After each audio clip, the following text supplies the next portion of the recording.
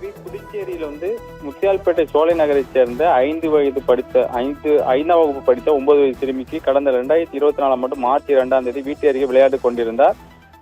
அவரை 2 நாளுக்கு, அதாவது அவரை கடத்தி கொலை செய்த 2 நாளுக்கு பிறகு வாய்க்காலில் சடலமாக மீட்கப்பட்ட இச்சம்பவம் புதுச்சேரி உலுக்கியது. முத்தியால்பேட்டை போலீசார் வழக்கு பதிவு செய்து அதே பகுதியைச் சேர்ந்த கருணாஸ் 19 வயசு, விவேகானந்தர் 59 ஆகிய இருவரையும் போஸ்கோ வரைக்கும் கைது செய்தனர். இவ்வழக்கு தொடர்பாக 540 பக்கம் குற்றப்பத்திரிகை போலீசாரால் தாக்கல் செய்யப்பட்டது. இந்த வழக்கில் சிறையில் அடைக்கப்பட்டிருந்த விவேகானந்தன் கடந்த 2024 ஆண்டு செப்டம்பரில் கழிவறையில் தூக்கிட்டு தற்கொலை செய்து கொண்டார். தொடர்ந்து வழக்கு போஸ்கோ விரைவு நீதிமன்றத்தில் நீதிபதி சுமதி முன்பு நடந்து வந்தது. அரசு தரப்பில் வழக்கறிஞர் சிறப்பு வழக்கறிஞராக பச்சையப்பன் ஆஜரானார். விசாரணை முடிந்த நிலையில் கடந்த ஏப்ரல் 30ஆம் தேதி நீதிபதி சுமதி குற்றம் சாட்டப்பட்ட கருணாஸ் குற்றவாளி என தீர்ப்பளித்தார். இது மே மாதம் 5ஆம் தேதி இருதரப்பு வாதத்தின் பிறகு தண்டனை வரும் அறிவிப்பதாக தெரிவித்தனர். அதனைத் தொடர்ந்து இவ்வழக்கில் அரசு தரப்பில் எதிர் தரப்பிலும் இறுதிக்கட்ட வாதம் எடுத்து வைக்கப்பட்டது. தொடர்ந்து இவ்வழக்கில் இன்று தீர்ப்பு வழங்கப்பட்டது.